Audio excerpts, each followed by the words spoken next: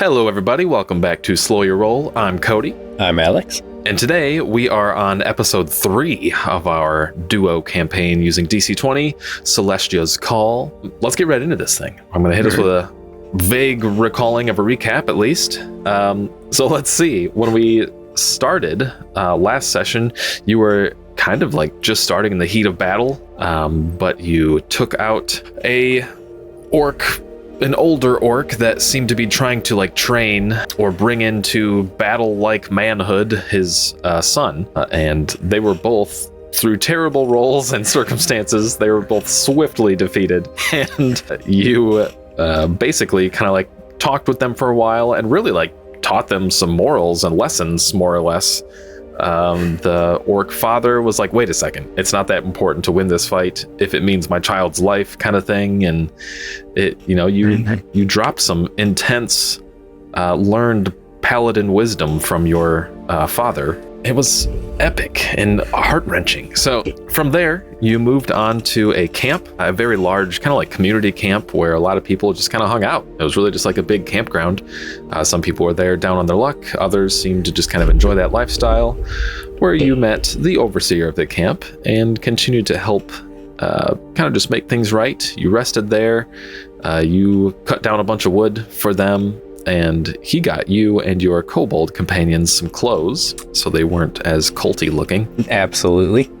It helps a little bit to deck out those little guys. Yeah, for sure. Absolutely. And then from there, you moved on, following the path of this mysterious star that your dragonette is ever pulling you to. And it eventually led you through quite a bit of a journey and deep into a forested area, where your dragonette finally, it got lost in the brush for a moment, and you chased it down into this big open clearing with several dark standing stones, where your dragonette kind of just like dove into the middle pedestal of these standing stones, and the whole area lit up with like blue arcane ley lines, and there was like blue lights floating around all over. And there was one very majestic, just like lion that appeared in front of you. Its mane was made completely of like stars and just like cosmic energy looking. And it was quite a sight to behold, and unlike anything you've ever seen. Yeah, not intimidating at all.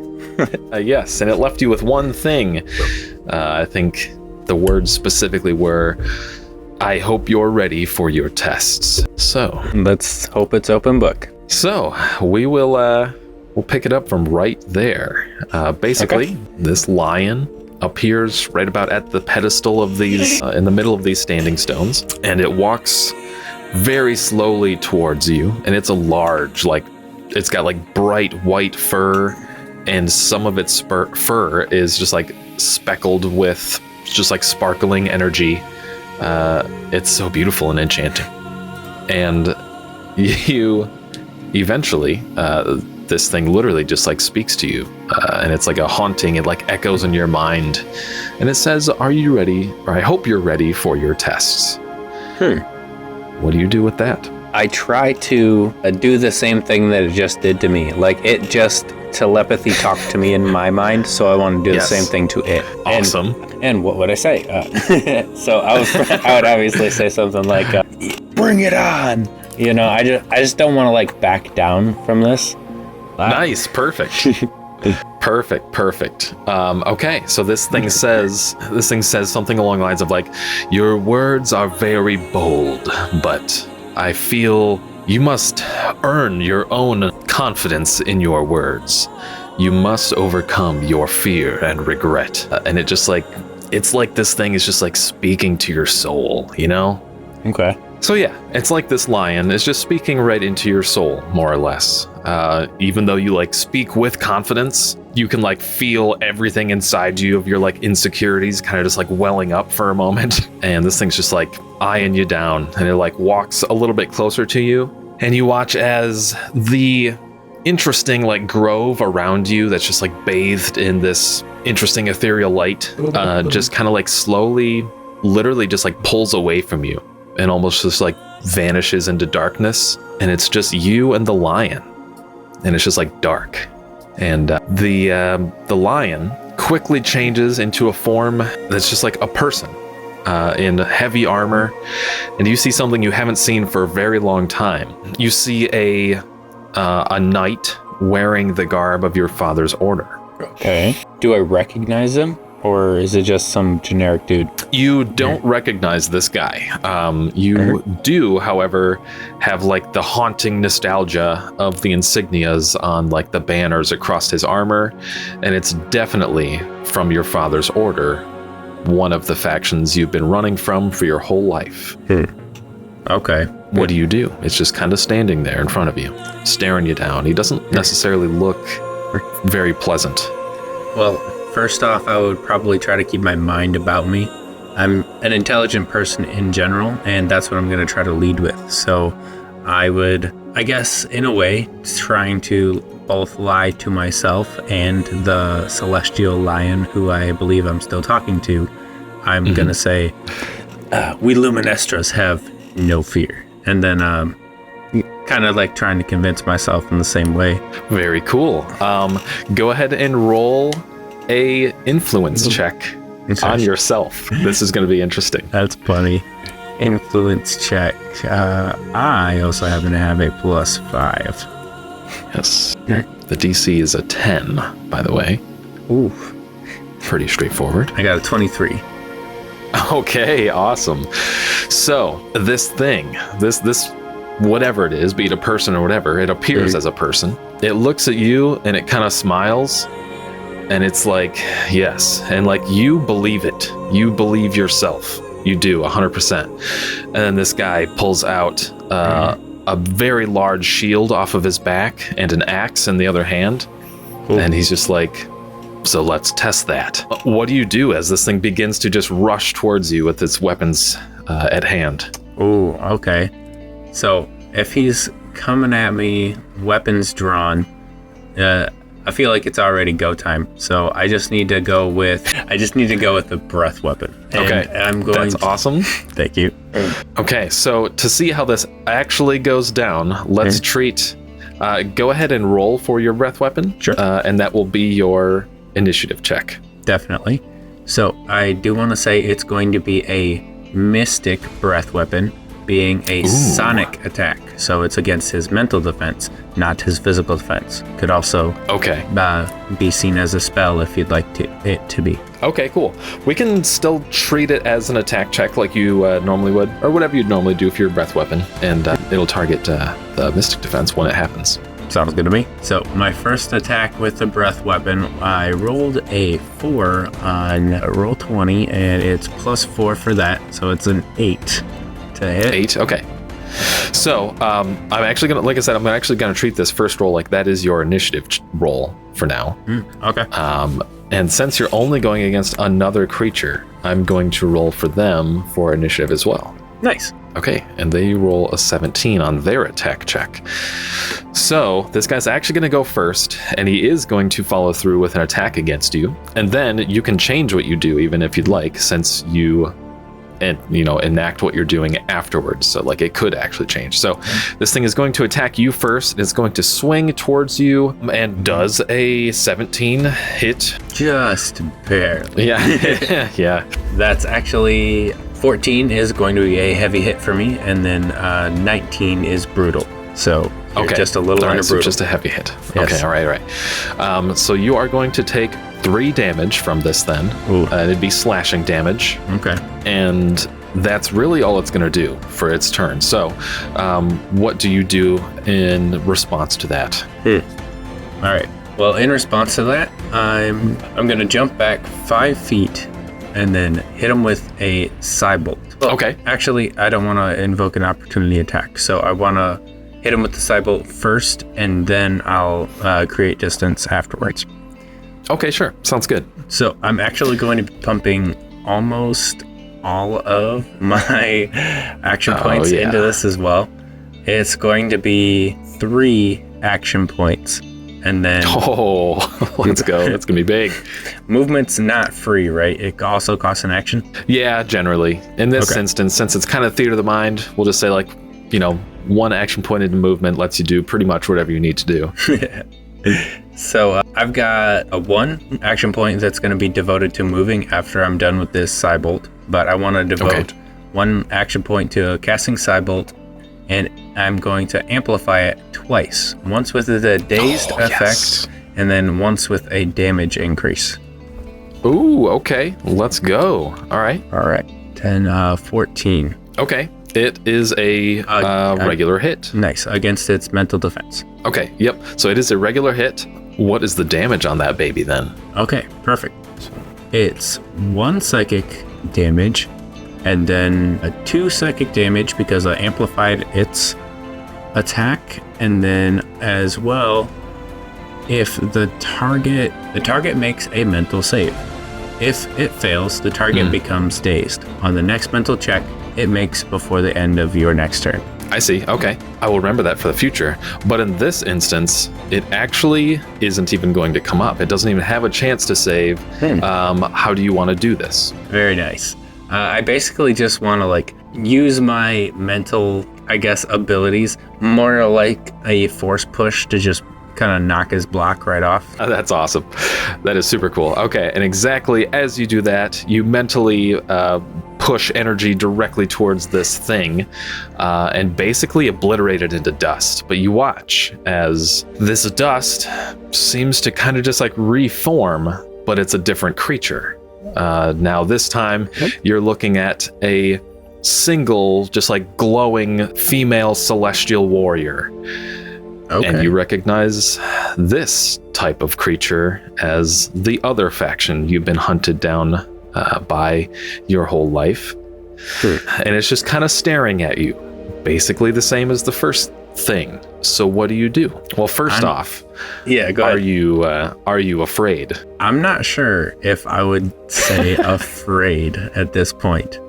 I do kind of want to, it's kind of like a nervous, anxious kind of thing right now. Right. Because, okay, if you might be able to think that I don't really have a lot of information as far as like the celestial side, because like, you know, secrets are probably going to be a whole heck of a lot harder to find up there than they are down there. So I'm just going to be like, do you know me? You know, I'm going to just yell that over to them if I don't necessarily recognize that person. Okay, and it'll respond with, of course, you are our prey. And now I'd like you to re-roll your influence check on yourself to see if you're still unshaken. I got a 15 plus 5, so dirty 20. Okay, nice. And this time the DC was 15 instead of 10. Okay. So, very nice. Very good. So you are fully convinced that you are not afraid and that you can keep going no matter what. Honestly, I'm more or less just mad. Like, I want to know what's going on here. And I don't really get like a lot of hints to my mother's fallen angel side. So it might be nice to just know why. Right. Very true. Very true. If I was able to figure out anything from the last time, I'm probably going to have to fight this. So I'm just going to like power right up with my fire shield. That is hilarious. I love that. You are exactly right. So this entity basically just like, whereas the knight kind of just started like sprinting at you in its clad armor, this one kind of just starts like floating above the, there isn't really a ground, but what would be a ground, and its hands are just like glowing with crazy looking celestial energy as it just like is just rapidly flying towards you. And so go ahead and make the check for a spell shield or a spell check if it doesn't have a check by default. It does. And that'll be your initiative again, and we'll see what happens. Sounds good to me. Ooh, 18 plus 4, 22. Solid. The creature that is rushing towards you makes an initiative check of its own, and it's only a 10, so you definitely whoop it this time. So now you're going first. This thing's flying towards you rapidly with untold powers, really. What the heck do you do? So I'm actually going to activate my fire shield. That costs 2 AP and 1 MP. And would you allow me to use the 22 for my initiative, or should I reroll right now? Yeah, we can stick with that, since it is actually the action you're going to stick with. Yeah, that's totally fine. Okay, nice. So since make a DC 15 spell check. Upon success, you gain a temporary 3 HP. With each 5, you gain +1 temporary HP. So I would actually end up getting +4 temporary HP right there, getting back the 3 I took earlier.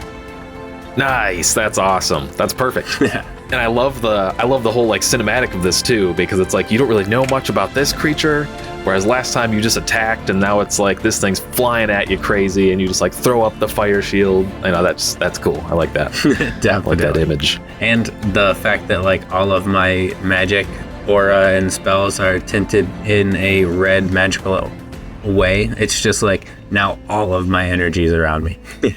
Yes, very cool. Okay, what do you do next? Do you have some remaining resources? I tried to move away from it last round, so I would have made just a little bit of distance, but it's flying right at me again.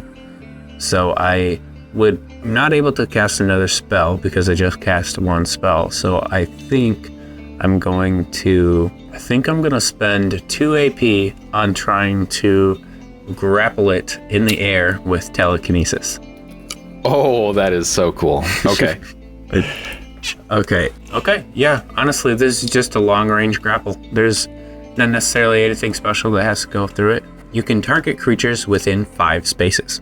So if they're within 5 spaces of me in the air, I'm going to grapple them. Or at least I'm going to wait until they're within that area so I can grapple them kind of like out of the sky. And it's going to be a contested spell check against them. Okay, cool. Very fun. Are you empowering this in any way with any grapple maneuvers or anything like that? So since I already did a spell, that likely counts as my combat action, so I don't want to have a disadvantage at what I'm trying to grapple right now, so I'm going to spend the 2 action points to do the 1 grapple action on them when they're coming at me. Okay, awesome. Sounds good. So it's a contested spell check? I believe that's how it works. How grappling works. Oh, yeah. Yes. It would be... Okay, so they would roll either athletics or acrobatics or whatever kind of thing against your spell check, which makes sense. Yes. I'm going to say that's going to be actually a little bit lower. Oh, geez. They only rolled a 5. So I got 7 total. plus 4. Okay, nice. Okay, so you beat them for sure. You beat them by... like +1 success, technically, if that matters. Yeah, nice.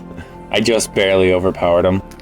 Okay, so they're definitely grappled, and it's an awesome display because it's literally like this thing's just like rushing towards you after you put up the fire shield, and basically like, you know, through the fire shield, you kind of just like make eye contact with this thing, and it literally just like stops moving in midair, which is pretty awesome. Does it drop to the ground, or is it still able to maintain? I would say so. It wasn't hovering very far above the ground, if there were a ground anyway. So I would say, yeah, I'd say like you kind of like, you know, ratchet its body together a little bit, and it kind of like slumps back down to what would be a standing position, I suppose. Nice. Bring it back down to my level. That's right. For sure.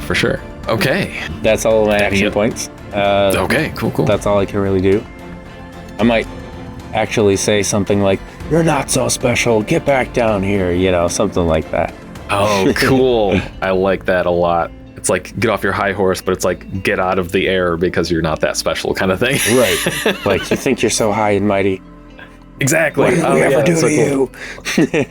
I love that. That's great. That's so cool. Okay. All right. So this thing's going to spend some actions. It is going to first try to get out of the grapple. And we'll see here. And what's your DC? I think that's a thing. My save DC? I think so. Or maybe it's just another contested check. I don't remember. In this specific instance, it probably could go either way, but it's probably supposed to be another contested check. Okay. So my save DC was 12, but if you want a contested roll, I got a 15 plus 4. Okay, so either way, this thing does not manage to break free. So it's going to try, basically it's just going to like speak out into the air some like crazy celestial language that, do you speak celestial? I do. I speak infernal and celestial. Okay, nice. So basically it says something that's the equivalent of just like raining fire kind of thing, and you look up and see several just like bolts of radiant energy just kind of like crashing down around you. Dang. And it is going to make a spell check against you. Okay. This would be against your PD. and it's a 15. Definitely hits. Okay. And it's 1 above him. Okay, but it did use extra resources to make that happen, technically, just so you know. So Nice. And I still have the 4 temporary hit points, so sitting pretty here. Yes, that's right. Okay, perfect. Yes. So really what's happening is as this like radiant, just like bolts of arcane energy are flying down towards you from above, it just kind of like spatters across your fire shield and like breaks off pieces of it to the point that you can like see through it pretty much. Okay. So it would be 3 damage worth. Ooh. And does that happen to be celestial damage? Or radiant? Yes, radiant or holy. Holy, that's what it is. I don't remember in 6.2. Never mind. No. I'm going to stop talking. No, you're it's good. holy damage. Divine, who knows? Yeah, whatever it is. I don't know. I have holy vulnerability 1. Oh, that's right. So you'll take 1 extra damage still. That's right. So that's literally 4 damage right there, completely canceling out my fire shield. Just Okay. shattered. But this creature is still grappled, and it used all of its resources to be able to do even that. So you're next. Very nice. I'm trying to look at my fire shield real quick, just if there's anything for like it breaking or something. Right. Ooh, nope. The only special effect is if they physically touch me. Okay. Okay, sorry. All right. You're good. So at the back of the top. You got this thing grappled mentally in the air. Well, not really anymore. You grabbed it out of the air, rather. Kind of brought it back down to, down to size, if you will. Right. Well, it's already grappled. Can I make it 1 more and go into restrained? Heck yeah. Perfect. And while I'm taking this action, I would also like to enhance the action if I can. I have an action enhancement called Rend Body, and the target's physical defense is reduced by 2 until the end of your next turn. So awesome. I could honestly, if this works out, put that on him 3 times to lessen his physical defense by 6. If that would work, that'd be so cool. Nice. Okay. So we're going for 1 more grapple to put him into restrained, and I want to rend his body 3 times. Okay, sounds good. Contested again, right? Yes, I believe so. Okay. Oh no. So it rolled an 8. And I rolled a 2. Plus 4. So technically 2. Yeah, I know, right? Technically a 6. Okay. So man, now what? Oh, man. Well, if that didn't work and I can't exactly enhance the action because you were just trying to like it. Yeah. Right, yeah, exactly. So it's definitely still grappled. So it's going to do the first thing, it's definitely not liking being grappled. So it's going to try again to break out. Okay. That time it rolled a 16. Oh no, I'm sorry. It did not. That was the last roll. That time it rolled a 4. Oh, you rolled a 4. Yeah. It rolled a 16. I'm sorry. No worries. So it got out. So, yep. So this time it did manage to break out. So it's going to, it seems very angry, first off. So it's going to actually like continue to rush up towards you, spending some resources to do that. Definitely. And break out. And then it's going to kind of just like reach out. It's got like I said, the glowing celestial arcane energy around its hands. It's going to kind of just like reach out and like just kind of grab you in the face. And it is going to make a radiant melee attack against you, or a holy melee attack. Oh man. Yep. This one could be bad. It rolled an 11. Oh, okay. 11 total. Not terrible. That's just a hit. Okay, a normal hit. So you are going to be taking 2 unholy damage, or I'm sorry, holy damage. Sounds good to me. But that's it. You use resources to break out, move towards you, and attack. So that's it. That's all it's got. What are you doing in response to that? Now that it's kind of like closed the gap and it's right in front of you. Well, angry. Yes. I'm going to... quite some time ago, I got a few health potions, but they're essentially some goofy juice. So I'm gonna... Yes, that's right. I'm gonna go ahead and drink one of those with likely an action point, or is that a free action? Good question. I don't know. I think that administering a potion in any way is 1 action point. Okay, makes sense to me. And what do I roll to heal myself with 1 healing potion? Is that a D4? So in this case, just 1. go ahead and roll. I'll just have you roll a d20, and no matter what, it heals a base of 3 HP. Okay. But everything over, so like 10 is the DC for the healing for the potion, technically. So it's like a heal spell, sort of. Okay. I got an 18 on my roll here. Okay, so you cleared it with a +1, technically. So you will heal the 3 and then an extra 4, as this potion seems especially potent. All right. Perfect. Yeah. Okay. All right. So, drank my dizzy potion. Yeah. And now I'm going to reactivate my fire shield as well. Okay. And that's another spell check of 19 this time. 19 plus 4. Oh, nice. There we go. That's big. Right. 23. And with that, that should give me an extra... Yeah. Darn. It was just an extra 1 HP. We got 3 temporary HP from succeeding, and then +1 extra temporary HP. So I got another 4 temporary HP, just mad as all heck. Yeah. What was the DC? 15? Yes. Okay, that makes sense. I was like, wow, really? Okay, I see. And since that cost 2 AP, the potion cost 1 AP, and I've already used 1 MP, I can really only do maybe 1 or 2 things. So I want to run. Is that person already like still in my face? Yeah, pretty much. Yeah, right there, eye to eye. I just want to basically headbutt them, bear hug them, make them touch me, so that way my fire shield Yes. hurts them.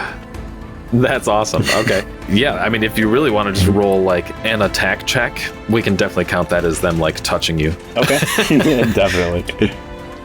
Just basically gonna go for a headbutt, you know? Absolutely. It was a 4. Okay, well, although you may not have like connected technically, there is going to be like physical contact there. Okay, very nice. So I was gonna have you like add damage for an attack, you know what I mean? But instead, what would the damage be for just like them touching the fire shield? If a creature hits you with a melee attack while you have this temporary HP, the creature takes 1 fire damage for each temporary HP it consumes with its attack. Oh, interesting. Okay. Yeah. Well, I guess maybe we'll just default it to 1 then. Okay. Definitely. So even though you didn't hit and do damage, technically just like the aura of the fire shield and them having to like block or dodge out of the way, they still are inflicted with some fire damage, taking 1 damage there. Sounds good to me. And thank you for giving me that one, DM. No problem. It's a cool narrative regardless, for sure. So, but yeah, really, that's about it for me. That's all the AP I have. I spent literally every ounce of action. all right. Okay. Let's see if this thing was like in the heat of combat, if it was fast enough to realize why it took damage. 15? Dang, it's pretty good. Yeah. Okay, I'm gonna say it realizes why you were able to like damage it just with your aura, more or less. Realizes that it was the shield itself, and so it's not going to try to hit you with melee stuff. But it is gonna spend some resources to get a bit further away from you. Sure. And man, it's gonna rain down some more just like crazy radiant holy damage from above, or try to anyway. But that time it rolled a 9 for that attack. Okay. A 9 literally just hits. No. Okay. All right. So raining down from above, there's more just like holy damage missiles, more or less, just coming down at you. And you will take 2 holy damage. Okay. Plus the 1 for being vulnerable 1. Yes. But again, that is all it's doing. It's distanced itself from you to the point that you'd have to spend an action to get closer again. But that's about it. All right. Definitely. This time, I'm not. Yep. I think that's what I'm going to do. This time, I'm not going to mess around. I'm just going to go. Okay. All right. Just going to go straight for a Cybolt. I don't need to move or anything. I'm going to amplify it literally all the way. We've got 1 AP to land the hit. I'm going to use another AP to give myself an advantage on it, and then 2 AP for and 2 extra damage. Yes. Awesome. That's exactly what I would do. So we got 17 plus 4, 21 against its physical defense. Awesome. 17 is just a heavy hit. Excellent. Just made a heavy hit. So that's 2 psychic damage plus another 2 from the damage enhancement. So that's 4 psychic damage altogether. Oh my gosh. Okay. So for the second time, how do you want to do this? A very familiar force wave comes straight from my temple and right through the chest of this celestial being. Except the force wave that's usually like unseeable, you can kind of see like my energy behind it this time. It's like crackling with the red. Very cool. I love that. Okay, so yet again, this wave of just like psychic force smashes into this creature, and you watch it kind of like almost like freeze frame for a second, and then it's just like blown back into dust yet again. And you watch as this dust kind of like flies out and dissipates a little bit, and you're realizing that this weird sparkling dust that the creature was kind of like grows in size, and then it like takes up the entire horizon that you're looking at before reforming into a hydra. Oh. And this hydra is made completely of just like broken, tattered armor, and you see its eyes and like the bits of skin that are like poking through are made up of like the same type of like skin texture as the celestial you just fought, but it's draped in banners representing the insignia of your father's order. And this thing, you just like feel it deep in your soul that this thing is the amalgamation of your fear. This thing is just like, it's everything that you're afraid of. Okay. And you hear a very like subtle voice. You're kind of like realizing at this point, like you're alone for the first time in a little bit. You don't even see that you're wearing your amulet. You don't see the kobolds around. You are alone, except for this thing in front of you. Mm-hmm. But you hear the faintest, just like softest voice, a female voice, and it takes you a minute because it's been so long, but it takes you a minute and you realize that it's your mother's voice, and it says, "You cannot quit." And there's this massive hydra in front of you.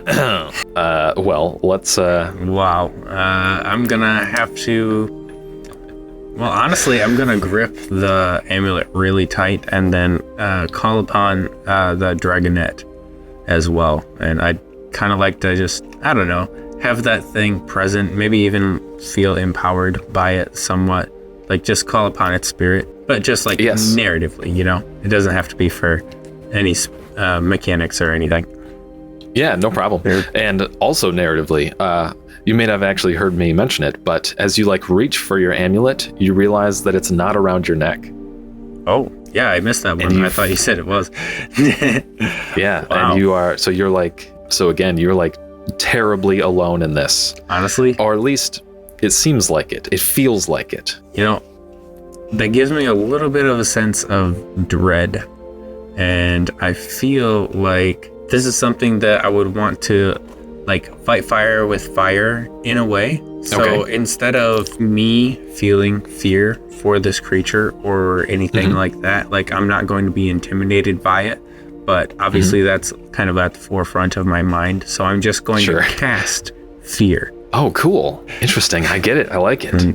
So psychic fear, 2 AP and 1 MP, range of 10 spaces. It's and it's instantaneous. Okay, very cool. You whisper a discordant melody to one creature of your choice that you can see within range, racking it with terrible pain.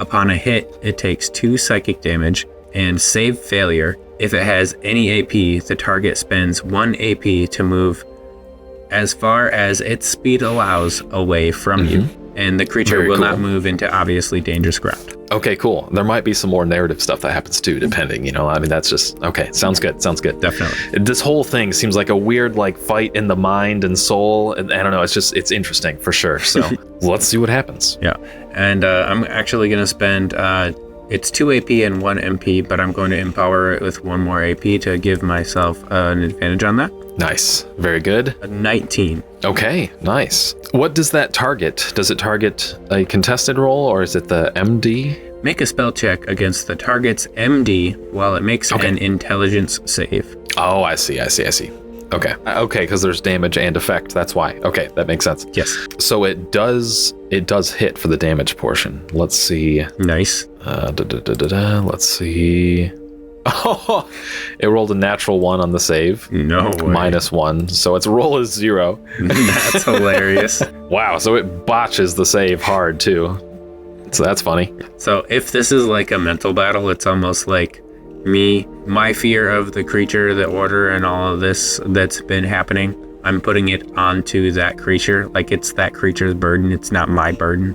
That's essentially what I'm doing with this, just like magic fear. Yes, and okay, so it's awesome, right? So like for a second you feel like the confidence return to you as you land this on like several of the heads of this Hydra, if not all of them.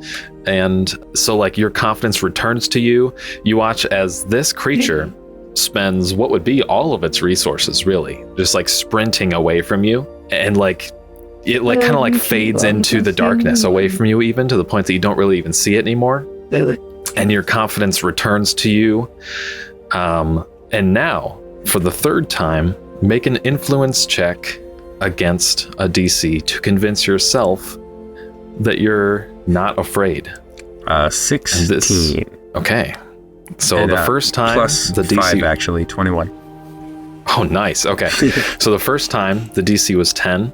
The second time the DC was 15. This time you watched this Hydra just like fade into the distance as you absolutely landed this spell. Everything that you could do in your power, you crushed it, right? Yes. And then suddenly you hear loud thudding footsteps behind you. And the DC for this one was an impossible 30. And this Hydra is directly behind you after running away from you. Okay. And all of this seems even more like this isn't even right. Like you did everything. Like everything you could do, you did, and it should have worked, kind of thing. And honestly, we're just going to take it a step further from there. But this Hydra, essentially, it's just like nothing makes sense. Like you're powerless, and it's not even right. Okay. And this Hydra just literally steps on you, and it's just dark. And you hear that same voice. It sounds like your mother's voice, and it just says, like, as far as you can tell, you're dead. And this voice says, do you give up? Well, do I need to respond or? Yeah. Okay. You need to respond. And this time, there's no checks necessary. How do you respond? We never give up. Epic. Freaking epic. Okay. So, suddenly the darkness fades as you are completely engulfed in this massive blue mystical aura. And you realize you're in the middle of this massive version of your dragonette that carries, you've carried with you this whole time. It's always been a guardian for you. You're just in the middle of this thing like Susano, right? Okay. And you literally feel like you are fearless and you have infinite power. And now for the third time, how do you want to do this? As this Hydra is just standing in front of you. Wow, okay. I don't even know if I'm being stepped on by it and then I'm like rising up from the ashes. Yeah. I guess I'll just like disintegrate whatever I touch on the way up. Oh, sick. That's awesome. Yeah, I love that. So basically you just like the foot that's like, you realize you're flattened. The foot literally just like crumples into like dust as you like rise in this crazy looking aura. And you can tell for now that it's like, this is all a mental game, but man, do you feel like insanely powerful and like you will not give up. You are immune to fear now, kind of thing. And this creature just like disintegrates as the dragon aura just like rips through it, and you're instantly brought back to the grove. I'm gonna look around, see if I could see the kobolds anywhere, just hanging out. Maybe was that like just instant?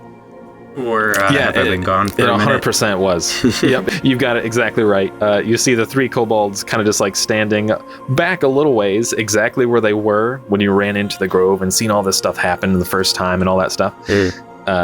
You actually watch them they like stop running. It was so instant. Like they are still stopping their run into the grove by the time you look back at them. And they're just like, you see Glimmerclaw, and he's just kind of like, You okay? I'll look around and be like, did you guys hear that?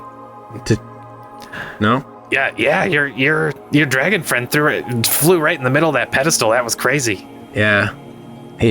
He likes to make a big show. I'm gonna look around. Just maybe head down a little bit like, what the heck? Also, you kind of like look back and you see the lion there again in front of you. And the kobolds are like, hey, by the way, what are you looking at? Okay. So they can't see him? They don't seem to see this lion at all. Definitely. I'm gonna say, man, I don't even know what I would say to them. Right? Man, it's really hard to say. Like, how do I explain that I'm talking to a giant invisible lion? Right. I might say something like, if you train your eyes, maybe a little bit longer, maybe like a decade or two from now, you might be able to see what's before you. That's awesome. They just look at each other. They're just like shocked. They're like, what? Is he going through some trip right now? What's happening? Kind of thing. And I guess I haven't said anything to the lion out loud, just like kind of in my head. I'd start addressing it as if it was there. And I don't know, maybe these kobolds will start thinking I'm crazy. Oh, that's awesome. That's great. Okay, the lion gives you a reason to do that. The lion basically is just like that was good. I'm very proud of you. And unfortunately, that's the first of 2 tests. If you recall, you are to overcome your fear and regret. Well, at least you gave me the easiest test first. The lion like mentally chuckles. You hear this voice that's just like, haha.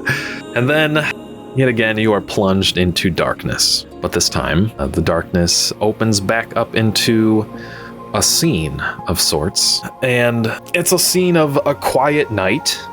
You hear many like crickets, bullfrogs even in the distance. It's a cool but comfortable night, and you're actually laying around a campfire. You are laying in the arms of your mother, and you are quite young. Okay. And then you're in what is the word? You're in absolute bliss, and then there's a small ruckus, and you're suddenly taken out of your bliss. And you're like gathering your cognitive like memory at this point, and you're just like overcome with dread as you realize that the sound of this scuffling is actually an ambush. And you're recalling all of this kind of as it happened, but you are being ambushed in the middle of the night by a bunch of paladins and knights and clerics of your father's order. And it's not good. They don't seem to be there to make friends in any way, but you feel like you're just kind of shocked, and you're kind of just like looking around, and you see your own father stand up partially in his own armor. He's kind of in relax mode, but basically he stands up, quickly grabs his weapon and shield, and immediately starts like violently attacking the order, because he knows what's about to happen. I remember this night well. Yeah, unfortunately well, for sure. And there's a brief moment. You and your mother, basically, you're a bit defenseless at the time, and your father basically just shouts at your mother, and it's just like, "Take him! You have to go now!" And you remember it, you remember what happens next, and you try as hard as you can, but your mother just grabs you and she runs.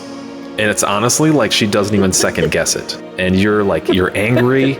You regret that your own mother was like running and didn't stay to fight. You regret that you can't do anything to save your father. And the lion just kind of like appears in the scene and is basically just like, so what is it that you regret? Well, all of it. I regret that I wasn't able to tell him to come with us. The journey would have been safer that way. I regret not being able to stop them, him, her. So many things that could have changed. But the fact is that you can't change any of it. And you are held back by this spiritual hurdle. You must overcome it and move on. You must take the test of wisdom. So, what is the wise thing to do here? The wise choice. Was it to keep on running like we always do? I'm not sure. Was it to stay and fight that night? It could have been.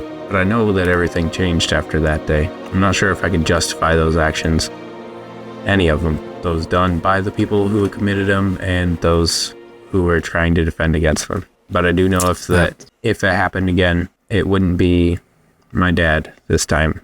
It would probably be me. So yeah, I guess that was the right choice. The lion responds, and it's basically just like, though you have no idea exactly what your father and mother were fighting for, you are growing to understand that you would be willing to make that sacrifice, just as your father and his father before him. The wise thing is to honor his sacrifice and not hate yourself or him or the circumstances. He gave you the largest gift he could give you. The wise thing is to honor that and move on. And then basically the lion's just like, do you understand? Yes, it's good to hear somebody else say it. Feels like I've said it myself for the last 15 years. I think I do know what you mean. Thank you. Now you can believe it. And like you feel this like insane weight just kind of like lifted off of you. And then there's maybe the most crazy thing that happens so far. You're transported back to the grove again.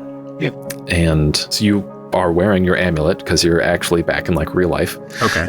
And the dragonette is just kind of like floating in front of you there out of your amulet. It's just hanging out. And then you watch as your dragonette kind of just like suddenly shifts kind of like into two different mists, and they form the image, though ghostly for sure, like very spectrally looking like your dragonette.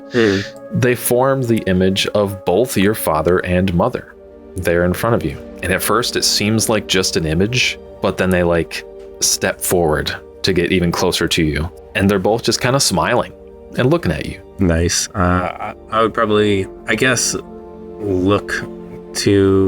would look over to my mom, probably just teary-eyed, missing them, all of that kind of stuff. And then when I looked over to my dad, I would probably like straighten up a little bit, like, you know, like still have the same feelings in my heart, but not necessarily have to show them forwardly. And I would want it to kind of like be in that order, like looking over to my mom, having that like softerness show a bit, like, because this is a tender moment. But when I look over to my dad, I also want to have that same feeling, but in the same like hardline, respectful way that he would have shown. Absolutely. Okay. Do they say anything, or should I? Yes. Should I start? I don't know. Maybe you should start. That's kind of fun. Did you have something to start with? I might just start with, are you guys really here? And your dad smiles even harder and kind of like, I don't know, would your dad cry? Does your dad shed a tear? I don't know if we got tear ducts. That's right. Heck yeah, that's right. No tears. So basically, your dad nearly tears up, but basically you just see him and he's just like, we are here. We are here, my son. And you've learned a lot. My son, I gave everything for you because I knew you were destined for truly incredible purpose. And then your mom responds and says, that's right. And our hunch has been proven to us. The beautiful star you watched fall that we have pulled you toward is more than a simple meteorite. The star holds immense power to alter reality itself to the user's will. Oh, yeah. Gotta be honest with you, Mama, I forgot about the star. That's hilarious. And they both openly laugh and kind of chuckle. And your dad's like, yes, but unfortunately, that's not all there is to it. There is a terrible danger looming. You're not alone in your search for the star. A man and cult leader called Archon Malachi is pursuing this celestial artifact as well. Really did it. You have to reach it before him, or this world will fall into the will of this great evil, and we don't even know how bad that will be. Who is this Archon? Does he have anything to do with your fall? And then I look over to my mom. She looks kind of bummed out. And your, mom is basically just like, we don't know for sure, but it seems like he's connected maybe in both of the purposes that we served before everything. But just as more importantly, as we knew that you would, you have broken and overcome every spiritual obstacle that you had. That means that we can finally give you this. And she hands you a just like glowing, just like token, basically. It's like a big coin. And it's like completely, it almost is not visible because it's just like beaming light. But then she says, this is the sigil of balance. And with it, you can control yourself in the presence of the star and not have your will broken by its power. And then Dad chimes in and he's like, unfortunately now, already, we must go. But we will always be with you as we have been. Thank you. Thank you both. Just seeing you once more is all I really need for a lifetime. And they both kind of lean in for like a big joint hug. And the moment that they touch you for the hug, there's kind of like nothing there. But the dragonette is there in front of you. And it boops you on the nose and returns to your amulet. I'd say, hey, buddy, thanks for all that. And, well, I got my coin that lets me get close to the shooting star. So I might tell the kobolds to just sit back, set up camp, and honestly just stay on lookout. And I'm going to investigate just a little bit further, especially since all of that happened quite quickly. And yeah. Did they get to see what happened with my parents, or did that also happen to be in my head? I would say the stuff with your parents specifically, they probably did see.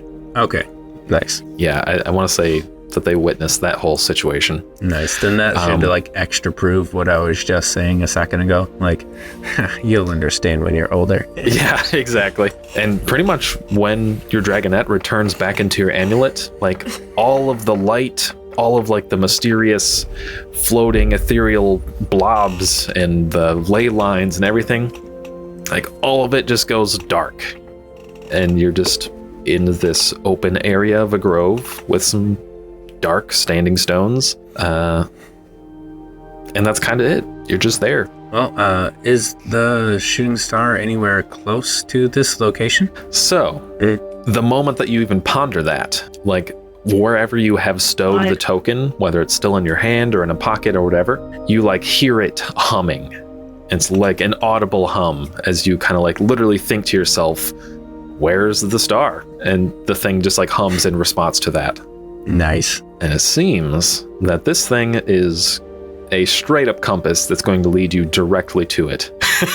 All right. And really at that, I mean, I feel like that's kind of where we wrap up for today. Sounds good to me. I got a fancy new trinket and wrapped up a couple of things. Yeah. And you are, Zephyrian feels just significantly better for it. Like he feels invincible at this point, basically. Definitely. But anyway, for those of you that watched all the way through that, sorry I talked so much. Like I talked so much in that episode, but that's just how it, sometimes that's how it is. Yeah, when you're the narrator. Yeah, I guess you're right. There's a very narrative heavy one there. So, man, do you want to take us out of here so I can stop talking? Yeah. So if you guys liked episode 3, make sure to leave your favorite part down in the comments. And until next time, let me know what you think is going to happen for episode 4. If you did like it though, don't forget to like, comment, or subscribe, and we'll see you all later. See everybody.